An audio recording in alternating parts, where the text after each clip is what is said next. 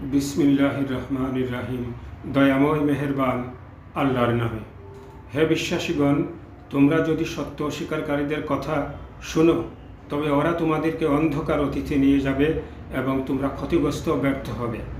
আল্লাহই তোমাদের অভিভাবক এবং তিনি উত্তম সাহায্যকারী। যারা সত্য অস্বীকার করে আমি তাদের মনে ভয় ও আতঙ্কের সঞ্চার করব, কারণ ওরা আল্লাহর সাথে শরিক করেছে। অথচ যাদের সাথে শরিক করা হয়েছে তাদের ব্যাপারে আল্লাহ কোনো সনদ নাজিল করেননি, তাই ওদের নিবাস হবে জাহান্নাম, আর তা কতই না নিকৃষ্ট। সূরা আলী ইমরান আয়াত 149 থেকে 151।